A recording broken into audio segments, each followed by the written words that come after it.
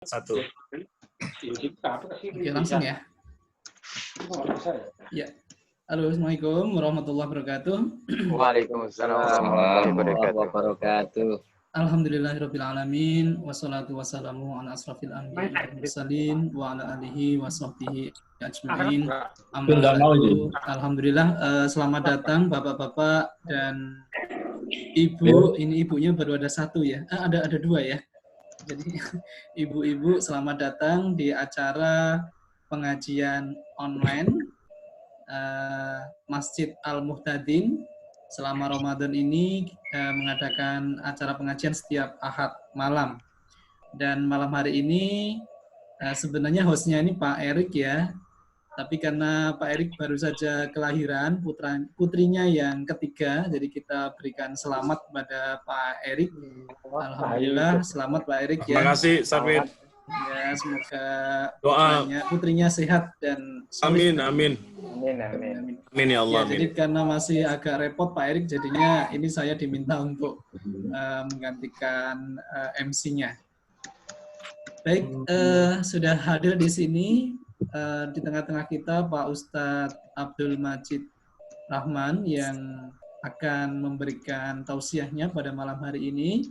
Dan juga sudah hadir pula bapak-bapak ibu-ibu di seputaran perumahan kita maupun di luar perumahan kita. Ya, selamat datang. Tidak bisa menyebutkan satu persatu biar lebih cepat ya. Baik, kita mulai saja acara kita dengan bersama-sama membuka acara ini dengan pembacaan basmalah. Bismillahirrahmanirrahim. Pada malam hari ini sebenarnya cukup spesial ya karena bertepatan dengan sekarang malam 18 ya Pak ya.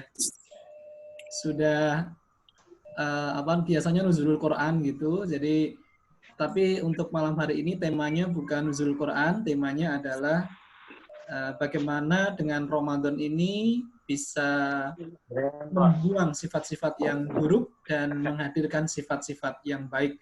Dan Pak Ustadz Abdul Mujib ini kan biasanya mengisi tentang hubungan antar manusia nih. Ini sangat tepat sekali saya kira.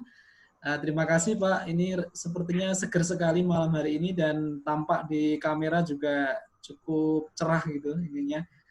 Fotonya, videonya gitu. Amin. Baik, nanti kita akan tausiahnya sekitar setengah jam dan dilanjutkan dengan tanya jawab sekitar 15 menit. Ya. Baik, langsung saja saya serahkan sepenuhnya kepada Bapak Ustadz Abdul Mujib Rahman. Dipersilakan. Belum. Ya, baik. Assalamualaikum warahmatullahi wabarakatuh. Waalaikumsalam warahmatullahi wabarakatuh. Alhamdulillah. Nahmaduhu wa nasta'inuhu wa nastaghfiruh wa na'udzu billahi min syururi anfusina wa min sayyiati a'malina. Bajunya gila, Bi. Sama aja. Kayaknya masih berisik.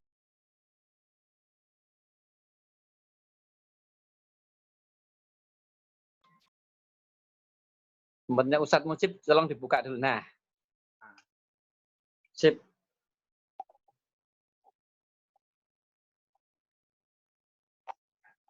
Halo?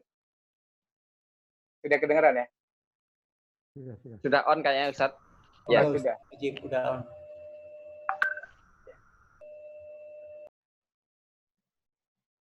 Baik. Videonya belum ya? Sudah jalan videonya? Belum Ustadz, baru. Alhamdulillah. Videonya jalan, Ustaz. Nggak apa, aman. Ya, baik. Asyhadu an la ilaha illallah wahdahu la syarika lah wa asyhadu anna Muhammadan abduhu wa rasuluh. Allahumma shalli wa sallim ala habibina al-Mustafa sayyidina wa maulana Muhammad wa ala alihi wa ashabihi ajma'in, amma ba'du. Faqad qala Allah ta'ala fi kitabihil karim, a'udzu billahi minasy syaithanir rajim. Bismillahirrahmanirrahim. Ya ayyuhalladzina amanu kutiba alaikumus shiyam kama kutiba alal ladzina min qablikum la'allakum tattaqun. Ayyaman ma'dudat faman kana minkum maridan aw ala safarin fa iddatun min ayyamin ukhra. Wa 'alal ladzina yutiqunahu fidyatun ta'amu miskin. Faman tatawwa'a khairan fahuwa khairul lah wa an tasumu khairul lakum in kuntum ta'lamun. Shadaqallahul azim wa shadaqan nabiyul habibul karim. Para hadirin jamaah pengajian yang saya hormati, khususnya seluruh takmir Masjid Al-Muhtadin yang pada malam hari ini memberikan kesempatan kepada saya untuk ceramah online. Tema yang diberikan kepada saya adalah Ramadan kita buang sifat buruk dan hadirkan sifat yang baik. Agak dilema buat saya sebetulnya. Tema ini agak berat. Karena kalau kita melihat apa yang sudah kita lakukan dari tahun ke tahun di usia kita seperti ini, saya saat sekarang masuk 50 tahun, puasa setiap tahun itu yang menjadi rutinitas yang sebetulnya ya kita mengulang tanpa berusaha untuk sebetulnya esensi dari puasa kita apa. Kaitannya dengan tema yang diberikan pada saya pada malam hari ini. Sehingga saya mencoba masuk kepada beberapa petikan dari ayat yang saya bacakan di depan tadi. Perintah puasa, sebagaimana yang kita pahami bersama, itu adalah perintah yang mau tidak mau harus kita lakukan di dalam setiap tahunnya dan di waktu yang tertentu. Faman syahida minkumus syahra falyasum. Barang siapa yang menyaksikan adanya bulan, maka hendaklah berpuasa. Oke. Konteks itu kita sudah memiliki satu standar di mana pemerintah yang menentukan kita akan puasa. Kemudian sekarang terkait dengan tema ini, puasa kita harusnya bagaimana? Puasa yang kita jalankan supaya bisa mendatangkan manfaat sebagaimana yang diinginkan oleh Al-Qur'an. Ya ayyuhalladzina amanu kutiba alaikumusyamu kama kutiba alal ladzina min qablikum la'allakum tattaqun. Yang diinginkan adalah satu pembangunan. Jadi puasa itu adalah satu proses untuk membangun satu karakter. Nah, saya mencoba menggiringnya bahwa takwa itu sebagai sebuah karakter yang harus kita sandang, kita gunakan pada waktu-waktu berikutnya. Selama Ramadan ini adalah satu proses yang kita jalankan untuk mendapatkan bukan hanya sekadar predikat, tetapi cara hidup, ya, cara hidup atau lifestyle baru. Jadi takwa nanti itu menjadi satu lifestyle baru untuk memasuki kehidupan kita pasca Ramadan. Bukannya hanya pada bulan ini saja.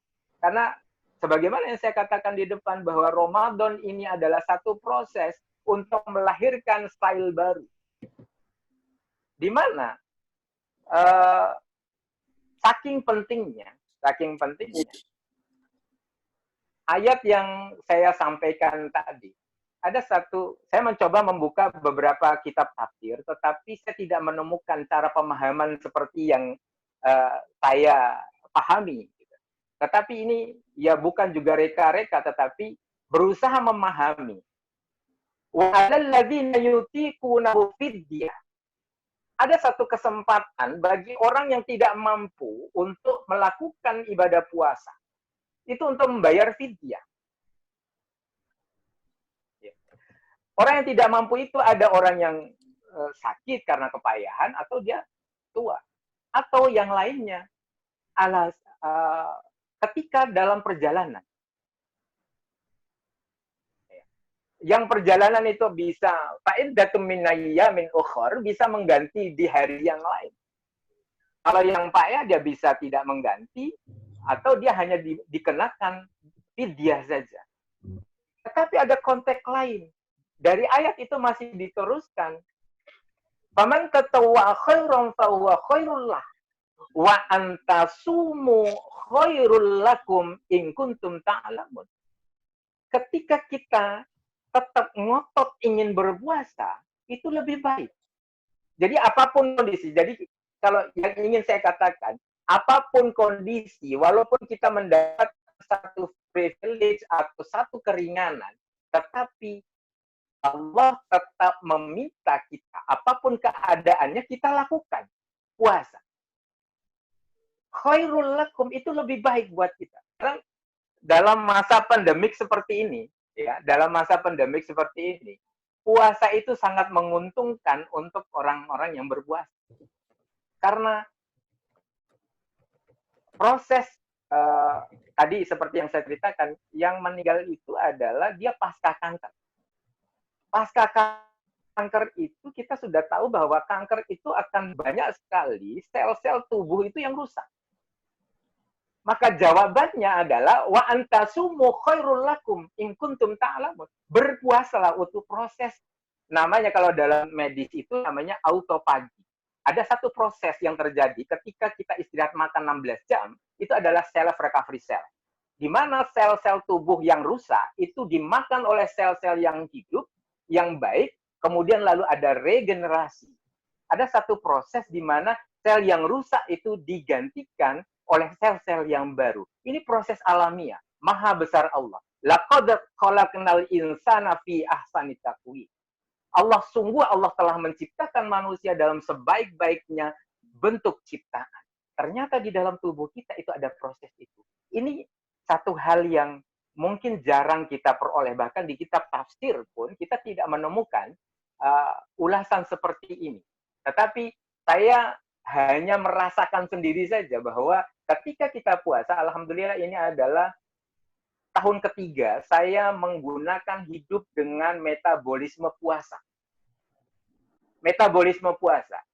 Saya mengistirahatkan pencernaan, lalu membiarkan proses recovery cell di dalam tubuh. Ini sangat bermanfaat.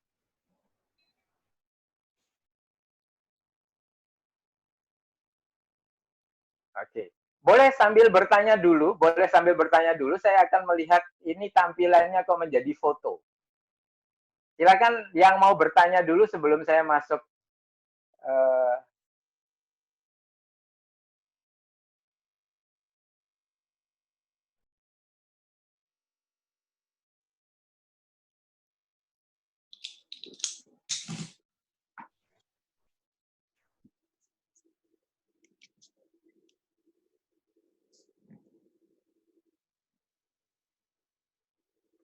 Oke, baik, sudah.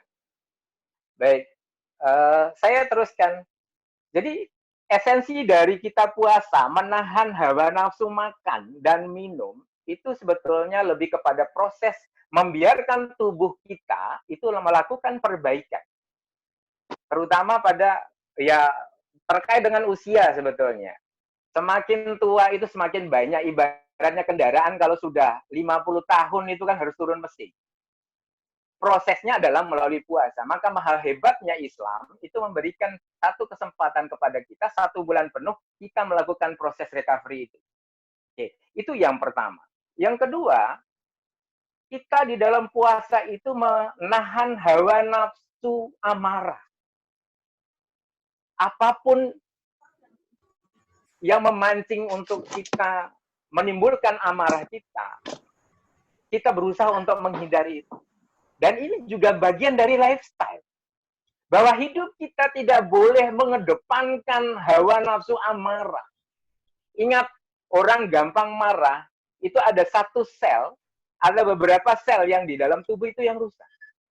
Lalu kita mengendalikan emosi kita. Ada manajemen, saya kebetulan belajar itu 1 tahun yang lalu, belajar bagaimana meminimalkan stres. Karena stres itu memunculkan penyakit. Membuat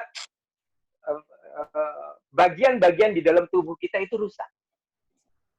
Maka total selama Ramadan ini kita mencoba merubah itu. Lalu kita kendalikan, kita memanage stres, emosi, amarah kita. Itu yang kedua. Yang ketiga, ada banyak aktivitas fisik yang kita lakukan. Aktivitas fisik kita sholat sebanyak-banyaknya. Ada tahajud, ada qiyamul roma, ada ada tarawih, ya. Bahkan hitungannya tanpa batas. Gerak fisik kita ini sangat banyak. Nah, ini juga menjadi lifestyle kita. Bahwa keseharian kita jangan hanya tidur, duduk di meja saja, di kursi saja, itu berakibat pada penumpukan sesuatu yang tidak diperlukan oleh tubuh. Ada lemak, kolesterol, dan lain sebagainya. Itu yang ketiga. Yang keempat, kita memperbanyak tilawah. Kalau pada minggu yang lalu itu kita mendengarkan, minggu yang lalu ya Ustadz Ramadhana itu menyampaikan tentang tilawah. Kemudian Ustadz Sugeng, Prof. Sugeng sebelumnya itu tentang zikir. Ini menarik bahwa kita memaksimalkan potensi-potensi itu untuk lebih menjernihkan kejiwaan kita. Kita qiyamul lail, Masya Allah, sangat khusyuk sekali di bulan ini. Hampir semua, ya kalau ketika tidak COVID itu masjid itu ramai dengan i'tikaf.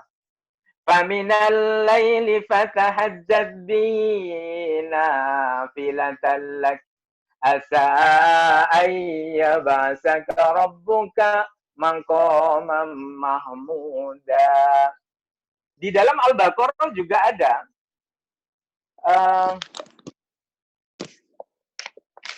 di bagian terakhir dari 184 itu, ketika kita memohon, ya.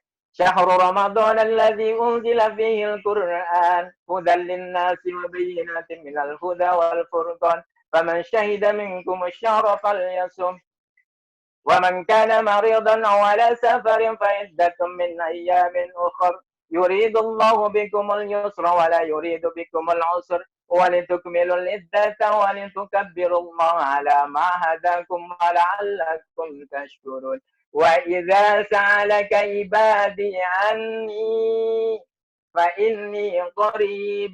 Allah itu sangat dekat dengan kita. Minta. Maka kedekatan kita, kehusyuan kita itu kita gunakan untuk lebih menjernihkan kejiwaan kita kepada Allah. Nah, ini beberapa aktivitas kita yang kita lakukan sebetulnya semua mempunyai efek dan dampak pada fisik kita, kejiwaan kita, dan sosial kita. Sosialnya di mana? Satu rangkaian dari ibadah puasa kita adalah zakat, kemudian infak dan sedekah. Ini adalah proses bagaimana kita memperbaiki sosial. Bagaimana kita memperbaiki hubungan kita dengan yang lain, terutama dalam konteks zakat adalah likaila yakuna dulatan bainal aghniya. Bagaimana zakat kita fungsikan sebagai sebuah proses transfer modal dari orang yang memiliki kelebihan kepada orang-orang yang defisit, ya. Sehingga ada proses bagaimana membangun ekonomi baru bagi kelompok-kelompok yang tidak punya. Tapi sekian tahun Islam hadir, kita tidak pernah bisa melihat bagaimana zakat itu memiliki fungsi likaila yakuna dulatan bainal aghniya, agar modal itu tidak terkonsentrasi pada satu kelompok konglomerat saja, akan tetapi ada proses penggantian dan redistribusi. Untuk itu nanti ya mudah-mudahan tahun ini buku saya tentang zakat ini bisa dinikmati oleh publik. Terakhir, saya hanya ingin mencoba satu paparan yang terkait dengan kebiasaan kita di dalam Ramadan adalah sahur. Ini juga ketika saya membuka beberapa catatan di dalam kitab fikih, sahur itu dimaknai dengan makan. Apa esensinya kita makan sahur? Sebetulnya, sahur itu tidak melulu makan. Kalau kita melihat fungsi dari makanan yang masuk, makanan itu dia waktu-waktu kita sahur, itu saatnya makanan itu diserap oleh tubuh. lalu yang kita makan itu akan bisa digunakan selama sekitar 7-8 jam. Sehingga saat kita sahur itu sebetulnya tidak pas kita makan, akan tetapi yang perlu kita antisipasi adalah ion-ion tubuh yang hilang ketika siang hari itu kita coba siapkan, karena ion itu ya cairan tubuh yang keluar di aktivitas kita di siang hari, sehingga sahur itu yang penting adalah bagaimana kita memasukkan mineral, air dan mineral saja. Maka tidak perlu makan sebetulnya. Jadi sahur itu tidak diidentikan dengan makan, akan tetapi minum, karena kepentingannya adalah menyiapkan kebutuhan mineral dan ion tubuh yang akan keluar di aktivitas kita di siang hari. Kalau makannya insya Allah tubuh itu bisa survive 7 hari tanpa makan.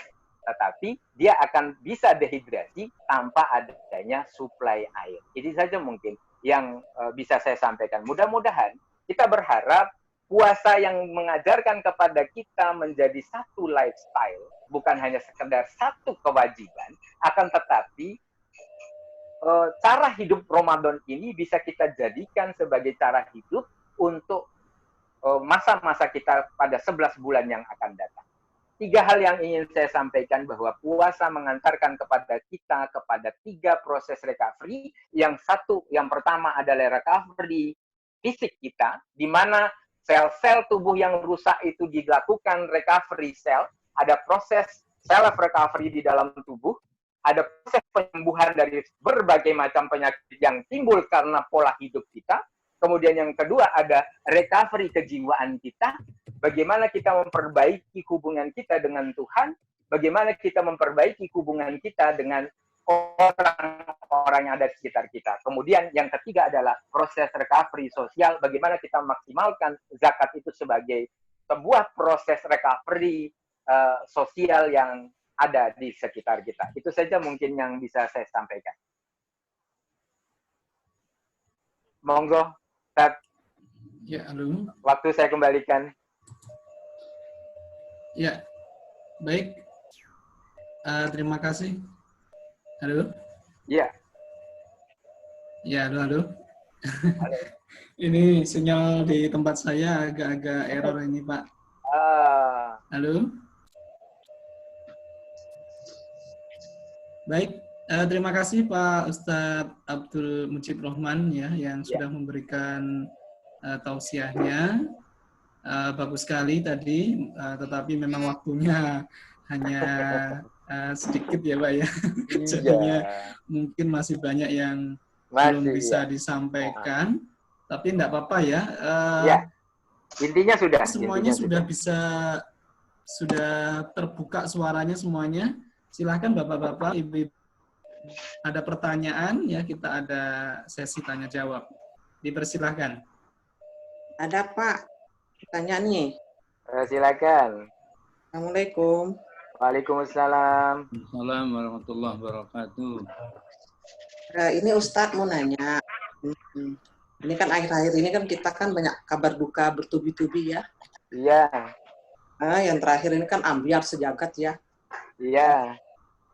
Itu pertanyaan pertama saya, Ustadz. Saya mau nanya, kalau kalimat innalillahi wa inna ilaihi raji'un itu untuk guidance kita untuk yang masih hidup, atau hanya bimbingan untuk yang sudah maksudnya sudah meninggal? Gitu. Masih awam ya, kadang-kadang kalau nyebut innalillahi, cuma katanya kalau satu nyebut innalillahi, ada yang tanya gitu. Yang kedua, ini Ustadz, kan saya pernah dengar Allah itu ya memang maha suci ya, maha rahman ya, pokok segalanya ya. Itu seharusnya dia, dalam arti saya pernah dengar itu, dia Allah itu menciptakan kebaikan dan tidak ada keburukan ya. Seperti kita, mungkin kita sebagai manusia salah memfungsikan ya Ustaz. Misalnya seperti kita diciptakan tangan untuk menolong, bukan untuk memukul ya. Diciptakan hati. Bisa ya, sinyalnya kok hilang-hilang terus ya? Nah, kalau ini Ustadz, seperti COVID ini, apa itu memang semacam kesalahan kita atau bagaimana Ustadz? Katanya nih dari saya itu aja Ustaz. Assalamualaikum warahmatullahi wabarakatuh. Waalaikumsalam warahmatullahi wabarakatuh. Gimana moderator, ini mau dijawab dulu atau ditunggu pertanyaan berikutnya? Pertanyaan aja lagi ya. Silakan pertanyaan lagi. Suaranya kok hilang ya? Halo? Silakan Bapak Ibu yang ingin bertanya lagi, silakan. Halo? Baik. Ya, silakan bertanya. Assalamualaikum warahmatullahi wabarakatuh. Dan Waalaikumsalam warahmatullahi wabarakatuh. Ya. Ini Pak Ustadz ada sedikit pertanyaan. Iya. Tadi disebutkan bahwa salah satu untuk di bulan suci Ramadan itu kan recovery ya, recovery terutama terhadap fisik. Kaitannya recovery, kemudian saya pernah membaca bahwa dalam bulan suci Ramadan itu kan ada namanya sahur, makan sahur, dan itu adalah umul sunnah gitu. Kalau saya tidak salah gitu, kan umul sunnah artinya boleh dilakukan ataupun tidak. Pertanyaan saya, bagaimana dari sahur itu sendiri maknanya terhadap kita dalam menjalankan puasa Ramadan ini, dan hal ini mungkin tidak hanya umul sunnah, tapi ada makna lain yang harus kita yang kita pahami, bahwa di samping untuk kekuatan kita dalam menjalankan ibadah Ramadan, mungkin ada makna lain, mungkin sebagai ibadah yang lain gitu. Terima kasih. Mungkin itu Pak Ustadz. Terima kasih. Assalamualaikum warahmatullahi wabarakatuh. Waalaikumsalam. Assalamualaikum warahmatullahi wabarakatuh.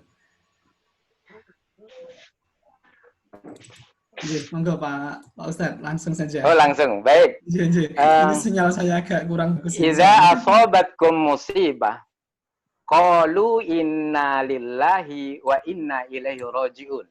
Itu Al-Qur'annya. Ketika kita dirundung musibah, kita kemudian diminta untuk mengatakan inna lillahi wa inna ilaihi rajiun.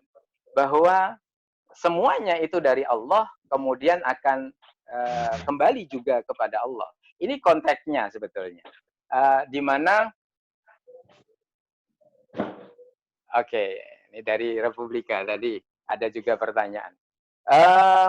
Di mana kita ini sebetulnya diminta untuk refleks mengatakan bahwa ketika kita mendengar atau melihat ada satu musibah, kemudian kita mengatakan innalillahi wa inna ilaihi rajiun.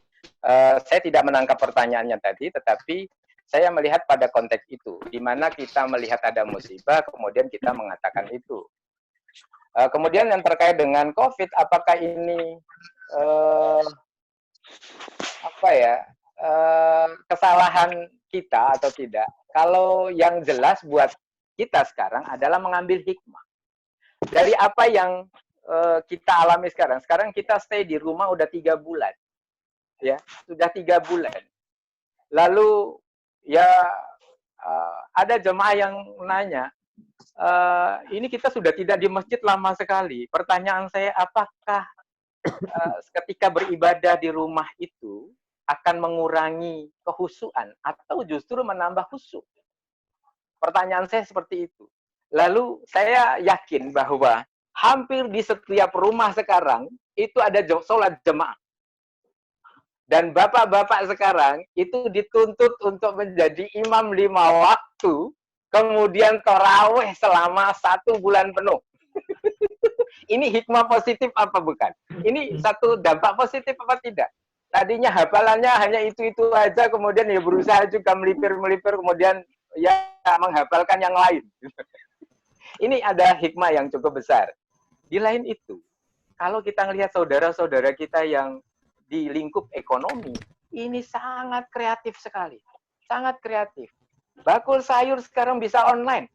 Omsetnya malah justru lebih baik daripada yang lain. Ya, kita dari COVID ini tidak perlu membangun prasangka buruk. Yang penting adalah positive thinking bahwa Allah akan memberikan sesuatu yang baru kepada kita. Karena ini prosesnya lama. Bisa jadi ada satu budaya baru nanti yang lahir dari proses ini. 3 bulan coba kita pakai masker. Ini sekarang aja kita keluar itu udah refleks kok ngambil masker. Besok pun kita akan bagaimana kita relasi fisik kita dengan teman yang lain. Ada hal yang baru. Insya Allah bahwa hikmah itu tidak muncul di depan, tetapi hikmah itu muncul di belakang. Yakin itu, jangan pernah berprasangka buruk, husnuzon dengan apa yang terjadi, ya. Serahkan semua kepada Allah, ya. Hanya Allah lah, falyatawakkal 'alallah. Kita pasrah saja kepada Allah bahwa ini ada sesuatu yang sangat besar buat kita. Ya. Jangan pernah merasa bahwa ibadah kita menjadi lebih berkurang karena kita tidak di masjid. Ya, siarnya mungkin berkurang. Tetapi kalau kita mau sekarang lihat live seperti ini sekarang, pengajian itu sangat banyak, itu artinya pasarnya juga banyak. Orang yang haus tentang agama itu tetap baik. Itu. Kemudian yang kedua terkait dengan recovery sahur. Begini, tadi saya menyinggung sahur itu karena merasa penting begini.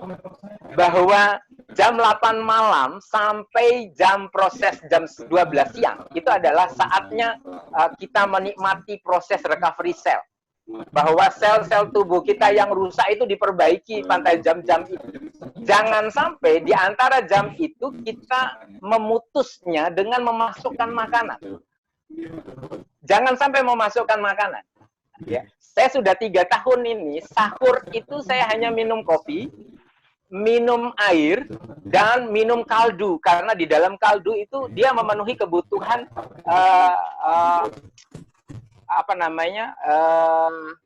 mineral kita.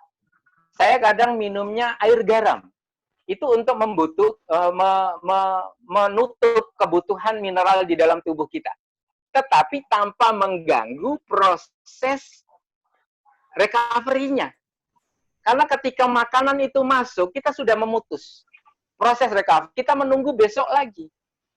Maka biarkan perut kita, jadi sistem pencernaan itu ada dari mulut, kemudian tenggorokan, kemudian masuk kepada lambung kita. Sampai nanti akhirnya dari pencernaan itu adalah di dubur kita atau di bagian pembuangan. Itu proses sistem pencernaan.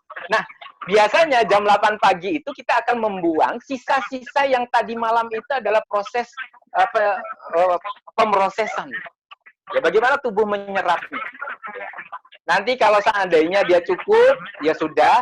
Sisanya nanti, karena kita makan 3 kali sehari kadang, itu nanti akan ditumpuk menjadi lemak, menjadi cadangan. Yang cadangan itu nggak tahu kapan kita pakai, bahkan tidak pernah kita pakai. Gitu. Nah, ujung-ujungnya larinya menjadi gula darah tinggi, jadilah kita DM. Kalau tidak, larilah menjadi kekentalan darah, jadilah stroke, ya, hipertensi, dan lain sebagainya. Maka biarkan sahur itu, ya, fa inna fis sahuri barokah. Barokah di sini apa?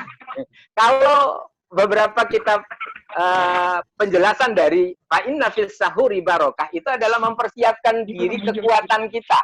Tapi dengan perspektif orang Indonesia, bahwa orang Indonesia itu kekuatannya berpikirnya adalah dari makan.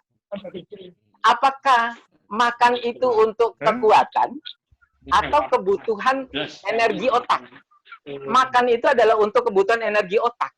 Kameranya jalan ke sana dulu. Ya, kebutuhan energi otak. Energi otak itu berapa butuhnya sih? Ketika kita lapar, artinya otak itu butuh. Maka ketika kita pagi hari, saat kita sahur, kira-kira otak kita sudah butuh belum? Enggak. Yang dibutuhkan adalah mineral. Maka yang penting kita lakukan adalah minum air putih, bangun tidur langsung minum, kemudian sejenak kemudian mempersiapkan minum mineralnya, bisa air garam dicampur dengan cuka apel, atau minum Pocari Sweat yang warna birunya terang, bukan yang gelap. Karena yang gelap itu gulanya tinggi. Minumnya Pocari Sweat tapi yang birunya terang seperti biru langit. Itu kalorinya rendah. Itu boleh. Atau yang paling murah adalah garam krosok, itu diaduk-aduk dengan air hangat, diminum, itu insya Allah kuat. Kalau mau lebih bagus lagi, tulang ayam, tulang sapi itu dimasak, ya, kemudian diminum tanpa ada tambahan lain. Itu lebih baik. Dan itu pencernaan kita akan tetap istirahat. Karena dia langsung tidak akan mengganggu proses recovery tadi. Kalau dalam bahasa yang ditemukan oleh orang Jepang itu diistilahkan sebagai proses autopagi, self recovery cell. Disinilah saya memaknai bahwa sahur fa inna fis sahuri barokah itu. Jadi mengganti mineral dan ion tubuh yang akan hilang selama saat kita puasa di siang hari. Sorenya, nah ini yang perlu diwaspadai. Angka kematian di bulan Ramadan itu sangat tinggi karena kita tidak tahu bahwa ketika kita berpuasa, gula darah kita turun, rendah sekali, maka jangan sampai makan kolak, minum teh panas, teh hangat manis, jangan. Ya, minum putih untuk membatalkan. Loh, katanya sunnah. Ya sunnah, tapi ya dipikir. Kalau kurma itu mungkin kandungan kalorinya tidak terlalu tinggi sebagaimana gula. Silakan pakai kurma, tetapi cukup 1-3 biji saja. Atau dimasukkan air. Sehingga tidak membuat langsung jeglek, sudah gula darah rendah sekali ketika puasa.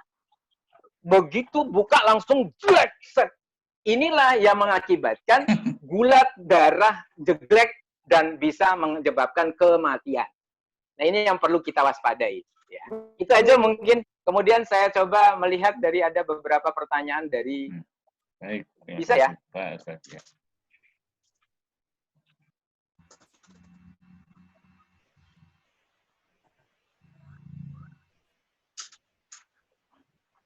Oke, ada recovery sosial di pandemik seperti ini. Masjid-masjid itu sangat-sangat cerdas. Masjid-masjid termasuk Mu'tadin itu juga melakukan proses bagaimana melakukan recovery. Kalau sekarang belum recovery, sekarang itu baru preventif menjaga jangan sampai saudara-saudara kita kekurangan pangan. Masjid di utara itu Mujahidin itu menanggung semua beras itu dibagikan setiap minggu. Ya, minggu ini tagihannya itu sekitar 16 juta itu hanya untuk beras saja yang dibagikan ke sekitar masjid. Terutama setiap RT itu ada data-data yang dikumpulkan. Nah, sekarang yang sedang kita persiapkan adalah bagaimana recovery pasca COVID. Karena akan banyak ekonomi yang terpuruk. Dan di sini peluangnya bank pelecit, rentenir itu masuk. Nah, kita berharap nanti kita akan membentuk kelompok-kelompok kecil, 5 orang sampai 10 orang, bagaimana kita melakukan recovery ekonomi ini. Recovery sosial ini, tetapi kita berharap spektakulernya Bapak Dadang, yang dari Republika Sinten. Spektakulernya, masyarakat kita, Masya Allah, setiap minggu kita memperoleh dana yang cukup banyak, itu hanya untuk dimobilisasi sekitar masjid, untuk warga. Untuk makanan pokok, itu tidak hanya yang muslim. Untuk makanan pokok, tidak hanya yang muslim. Nah, ke depan kita berharap begini, ada satu proses pelembagaan.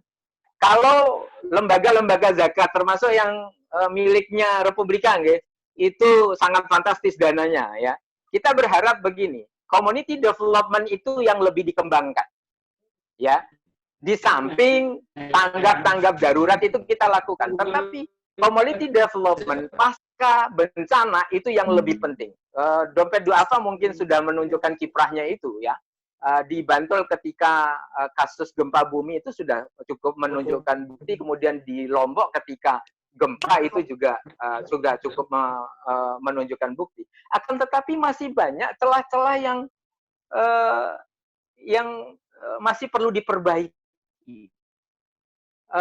Bagaimana kita memaksimalkan zakat ini? Kalau masjid ya hanya ya tempo-tempo saja. Paling tidak ya paling hanya untuk zakat fitrah. Kalau pada kondisi sekarang ini ya bukan zakat lagi yang kita harapkan, semua instrumen charity di dalam Islam itu kita keluarkan semua untuk memancing mereka mengeluarkan. Kita sudah tidak punya dana lagi melalui kotak amal di masjid karena kita tidak ada aktivitas di masjid. Selanjutnya adalah kita hanya memotivasi masyarakat untuk tetap membagikan dermanya melalui sedekah, infak, dan zakatnya di musim-musim ini. Dan alhamdulillah masyarakat kita di dalam keterbatasannya itu tetap mengutamakan itu untuk proses recovery sosialnya.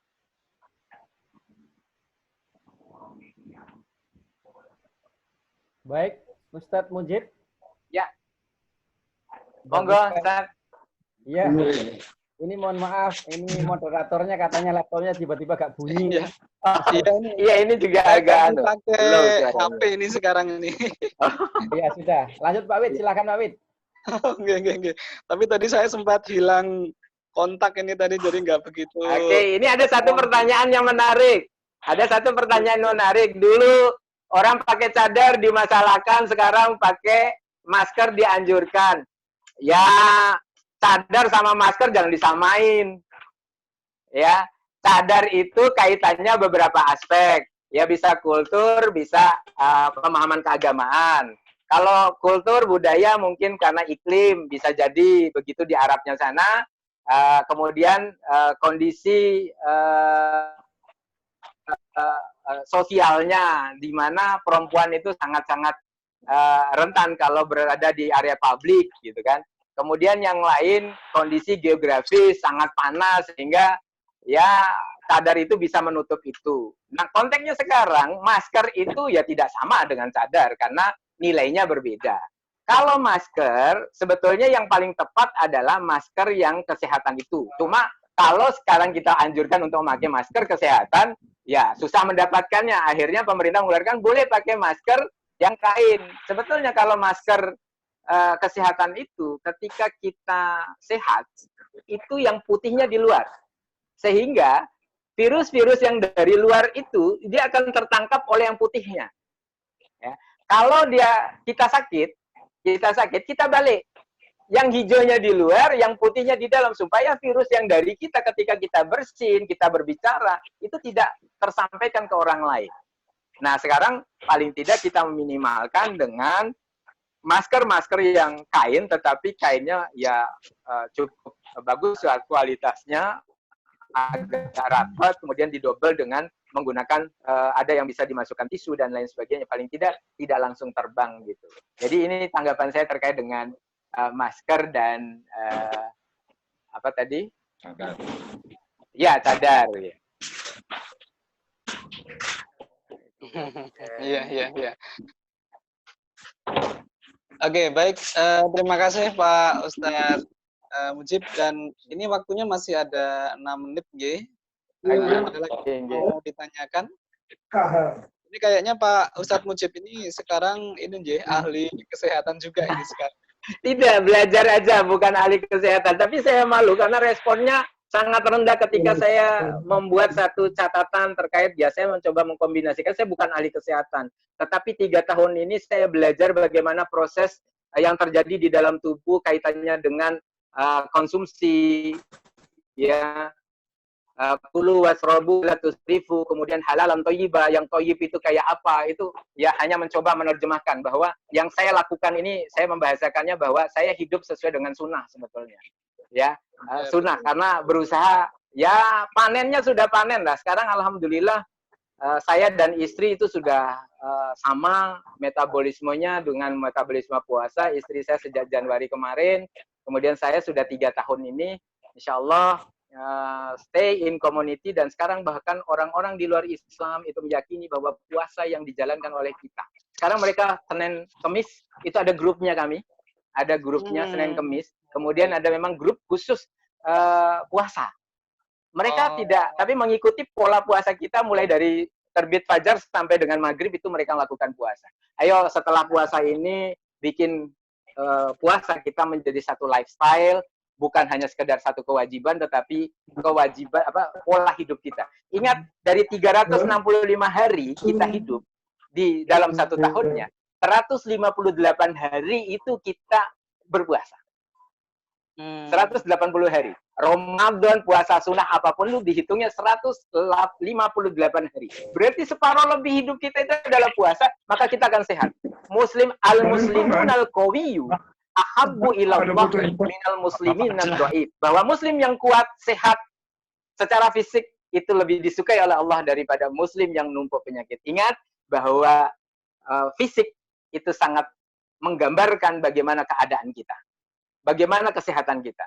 Oke, bagaimana kita bisa ibadah dengan baik? Jagalah kesehatan. Laqad khalaqnal insana fi ahsani taqwim. maka gunakan puasanya untuk mempertahankan ciptaan yang sudah diberikan oleh Allah ini, karunia yang sudah diberikan oleh Allah ini pada jasad kita, pada fisik kita. Insya Allah, kalau model seperti ini tidak perlu, bukannya anti dokter, bukannya anti obat, tetapi tetap kita menomorsatukan potensi di dalam tubuh kita. Insya Allah, penyakit apapun, gula darah, jantung, kanker, itu bisa disembuhkan dengan hanya self recovery cell. Kemo pun bisa diatasi dengan puasa. Gantinya kemoterapi itu dengan puasa. Karena kemo itu mematikan sel yang rusak, puasa itu menggantikan sel yang rusak. Bukan mematikan. Kalau kemo mematikan sel yang baik dan juga sel yang intinya adalah sel yang rusak dan juga sel-sel yang baik. Tapi puasa menggantikan sel yang rusak ya dengan sel yang baru. Insya Allah terus ada proses peremajaan, Pak. Peremajaan, kulit menjadi lebih baik, tampilan wajahnya menjadi lebih cerah karena kulit-kulit yang sel-sel yang ada di kulit wajah pun itu ikut tergantikan. Itu saja mungkin yang bisa saya sampaikan. Terima kasih. Mohon maaf kalau di luar konteks. Nggih. Terima kasih Pak Ustadz Mujib. Meskipun agak di luar konteks, tapi ini masih terkait dengan puasa dan mungkin ini menjadi satu fakta baru ya, bahwa dengan mengikuti Rasulullah SAW ternyata sebenarnya jauh lebih sehat gitu. Dan ya, ini sumu tasihu, hadis Rasulnya, sumu tasihu dikaitkan dengan Al-Baqarah 184 tadi. Sumu tasihu itu statement yang dikeluarkan oleh Rasulullah. Berpuasalah kalian, niscaya kalian sehat. Baik. Baik Pak Ustadz Mujib, alhamdulillah terima kasih banyak atas tausiahnya dan terima kasih Bapak-bapak, Ibu-ibu semuanya yang telah berpartisipasi di dalam acara pengajian online malam hari ini. Mohon maaf tadi saya agak error tadi laptop.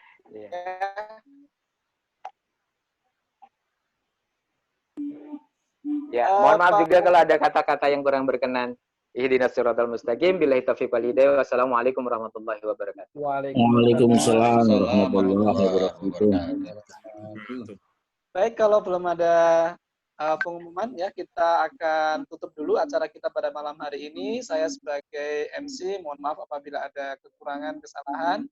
Mari kita tutup dengan membaca hamdalah bersama-sama. Semoga di akhir Ramadan ini kita semakin khusyuk dan semakin mendapatkan berkah dari Ramadan ini. Terima kasih atas semua partisipasi dan dukungannya. Wassalamualaikum warahmatullahi wabarakatuh. Waalaikumsalam warahmatullahi wabarakatuh. Terima kasih Ustaz Mujib, makasih. Sama-sama. Sehat selalu. Matur nuwun, sehat. Amin. Sehat. Sehat selalu. Ustadz Dwieno Irianto, terima kasih sudah gabung. Sama-sama. Saya mohon pamit, ini lanjut ke majelis ayat kursi. Terima kasih, Ustaz. Iya, sama-sama. Terima kasih. Pak Gurun, terima kasih Pak Gurun. Sami-sami, Ustaz Tarik. Terima kasih, sukses terus. Ya, amin. Ini Ustadz Dwieno Irianto dari Sidoarum. Wah, kolumnis Republika juga join di kita malam ini. Terima kasih. Ini Pak Erik sambil nunggu anaknya ini yang kecil. Ya, tadi terima kasih Sarwit. Tadi dipanggil untuk lihat ke belakang, biasa lagi penyesuaian.